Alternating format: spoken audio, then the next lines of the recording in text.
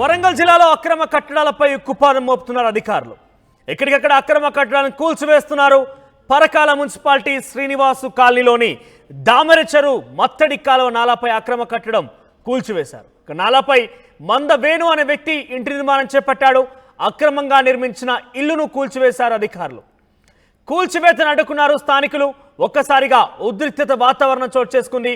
అయితే ఇది అక్రమ కట్టడంగా భావించిన అధికారులు దీంతో ఒక్కసారిగా ఆ ఇల్లును కూల్చివేశారు. మంద వేణు అనే వ్యక్తి ఆ నాలాపై దామరచెరు మత్తడి కాలువ పైన ఆ నాలాపై అక్రమ కట్టడం చేపట్టడంతో అధికారులు అక్కడికి చేరుకున్నారు.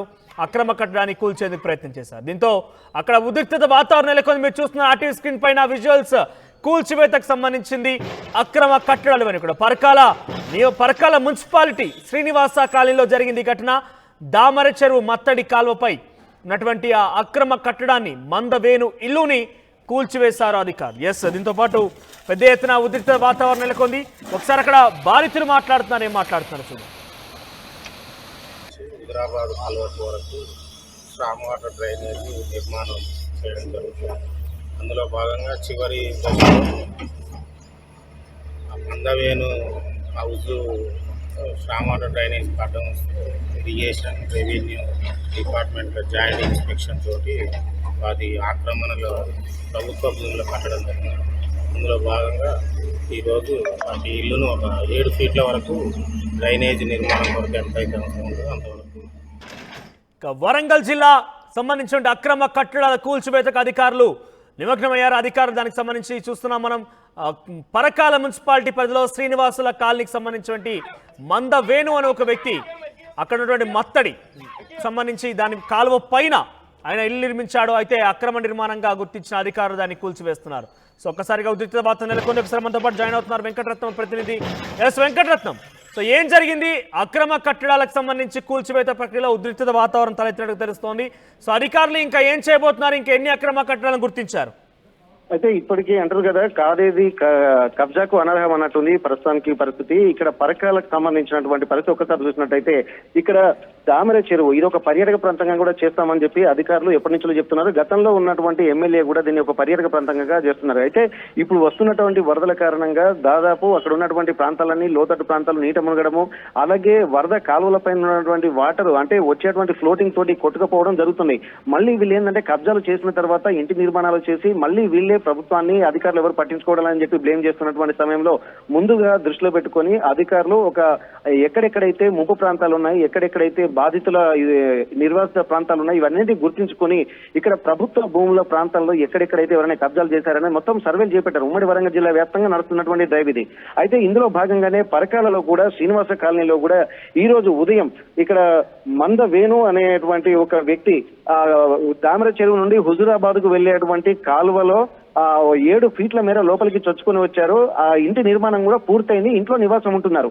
అయితే దీంతో పాటు మిగిలిన నిర్మాణాలు కూడా చేపట్టేటువంటి అవకాశం ఉందని గుర్తించినటువంటి అధికారులు వెంటనే దీన్ని దిద్దుబాటు చర్యలు చేపట్టారు. గతంలో గత ప్రభుత్వ హయాంలోనే ఇక్కడ పర్మిషన్ ఇచ్చారు, కానీ ఎట్లా ఇంత జరుగుతున్నా ఎట్లా ఊరుకున్నారన్నటువంటి దాని మీద వీళ్ళు ఉక్కుపాదం మోపేటువంటి ప్రయత్నం చేస్తున్నారు. ఎక్కడ కబ్జాలు కనపడ్డా, ఎక్కడ అక్రమ నిర్మాణాలు కనపడ్డా కూల్చివేత కార్యక్రమాలు అయితే మొదలు పెట్టారు. అందులో భాగంగానే మందవేరు నిర్మించినటువంటి ఈ ఇల్లును కూడా ఈ రోజు ఉదయం తొలగించేసరికి అక్కడ ఉన్నటువంటి స్థానికులు కూడా ఒక తిరుగుబాటు చేశారు. మా ఇళ్లను ఎట్లా కూల్చివేస్తారని చెప్పి వాళ్ళు చాలా పోలీసులకు అలాగే రెవెన్యూ అధికారులకు మున్సిపల్ అధికారులకు కూడా ఒక వాగ్వాదం జరిగినటువంటి పరిస్థితి. ఇక్కడ స్థానికులు కూడా వీరిపై మండిపడుతున్నటువంటి సమయంలో కూడా ఎట్టి పరిస్థితులలో ఉపేక్షించేది లేదు, అక్రమ నిర్మాణాలని అడ్డుకోవద్దు తీరాల్సిందని చెప్పి పోలీసుల సహాయంతో పోలీసులు కూడా అక్కడ ఉన్నారు.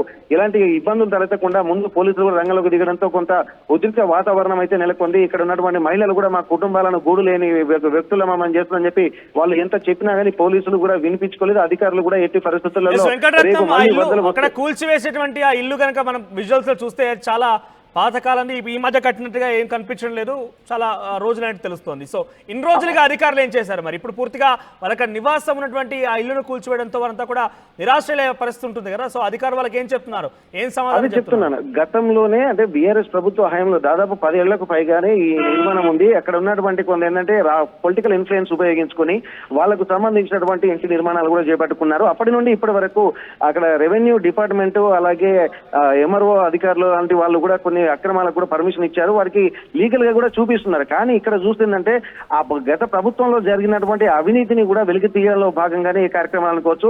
ఒకవేళ ఇది అక్రమ నిర్మాణము కాకపోయినప్పటికీ కూడా ఇది దాదాపు ఏంటంటే కాలువకి అంటే దామర చెరువు ఒకసారి పొంగినట్టయితే ఆ ఫ్లోటింగ్ మొత్తం ఈ ఇంటి మీద నుండే పోతుంది. అంటే 7 ఫీట్ల లోపల చొచ్చుకొని వచ్చారు. అంటే ఒకవేళ ఇది ప్రమాదకరమైనటువంటి ప్రాంతంలో ఉంది కాబట్టి రెవెన్యూ లెక్కల ప్రకారం కూడా రెవెన్యూ డిపార్ట్మెంట్ ప్రకారం చూసినా కానీ ఇది అక్రమ నిర్మాణం అని తేలవడంతో ముందుగా మళ్ళీ మరికొంతమంది కూడా అక్రమ నిర్మాణాలు చేపట్టేటువంటి అవకాశం ఉంటుంది. అంటే ముందు జరగబోయే నష్ట నివారణ చర్యలను కూడా దృష్టిలో పెట్టుకునే ఈ నిర్ణయం తీసుకున్నారు.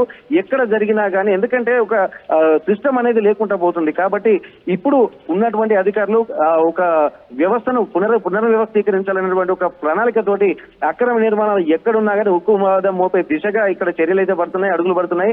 అందులో భాగంగానే ఈ అక్రమ నిర్మాణం అనుకోవచ్చు. మనోజ్. రైట్ వెంకటరత్నం.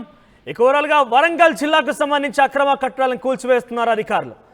పరకాల మున్సిపాలిటీ పరిధిలోని శ్రీనివాస కాలనీలో దామర చెరువు మత్తడి కాలువ పైన మందవీరన్ ఒక వ్యక్తి అక్రమంగా ఇల్లు నిర్మించాడంటూ కూడా అధికారులు గుర్తించారు. దీంతో ఆ అక్రమ కట్టడాన్ని కూల్చివేసేందుకు పెద్ద ఎత్తున అధికారులు అక్కడ వెళ్ళడం జరిగింది. దీంతో అక్కడ ఉద్రిక్తత వాతావరణం నెలకొని మీరు చూస్తున్నారు ఆర్టీ స్క్రీన్ పైన అక్రమ నిర్మాణానికి సంబంధించినటువంటి ఆ దృశ్యాలు. సో దాన్ని కూల్చివేస్తున్నారు అధికారులు.